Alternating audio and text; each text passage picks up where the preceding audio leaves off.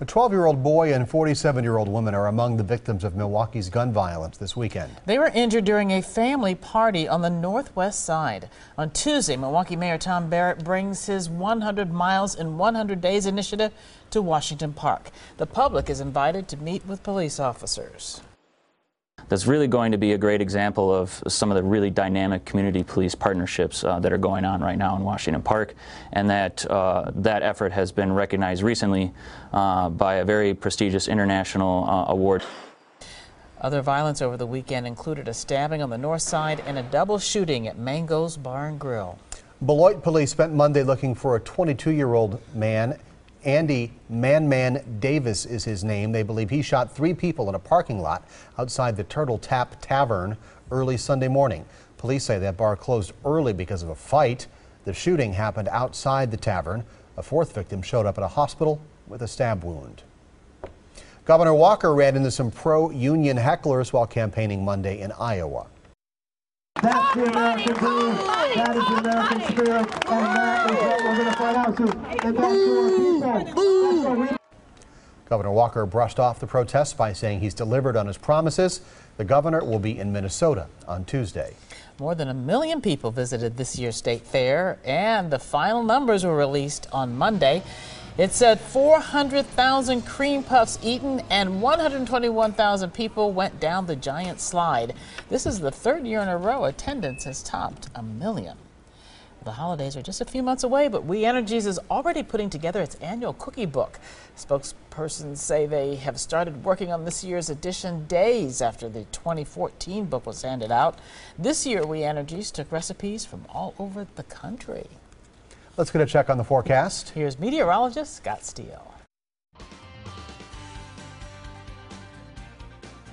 Hello again, everybody. I'm Storm Team 4 meteorologist Scott Steele in the Weather Center. And, well, we've got those scattered showers and storms out there, and they're going to be with us for at least a couple more days. So stormy stretch tops your weather headlines. Still going to be sticky as well as we head into our Tuesday. It's going to take a little while for those dew points to come down. But look at this. The second half of the week should be sunny and drier, much more comfortable as we head toward Thursday and Friday. Going into the record books on this date, we did it again this summer after such a dry spell without any 90s. Here we go again, 90 degrees the high temperature, but that was at 1:20 in the afternoon. The readings plummeted after that with the approach of a cold front and the rain. 70 degrees the low temperature. The average is 79 and 63, so well above where we should be this time of year. And the record set back in 1988, 100 degrees, triple digits. Many of us remember that hot day, and 49 degrees the record low in 1879. Well, elsewhere across our neighborhoods, high temperatures just about everywhere in the middle 80s to upper 80s at that. 88 degrees in West Bend, 85 in Beaver Dam, also up to the north for you fine folks in Fondy. Flirting with 90 in Burlington and also in Kenosha and Racine. So not much cooler near the lake because ahead of that front we had a nice southwesterly breeze that started kicking up to about 15 miles an hour. But here's future forecast, our computer model, and we've got that cold front that's kind of slicing right through the Badgerland. This is the trigger mechanism to help kick off some of those showers and storms. In an abundance of moisture, it doesn't take a whole lot to occasionally see some pretty decent downpours. So the lawns and gardens are going to love that because we're still below average when it comes to precipitation.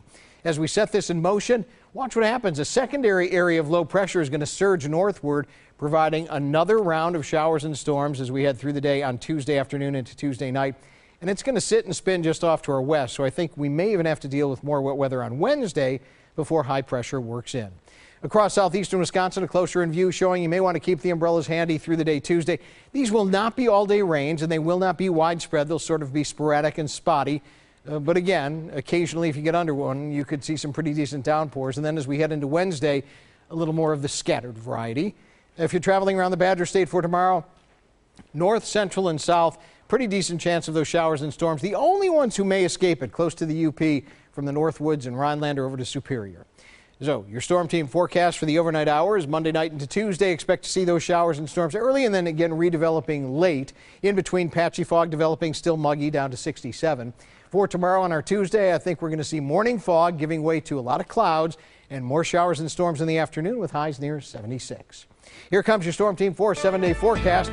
The second half of the week looks great. Thursday, drier, less humid, near 75 degrees.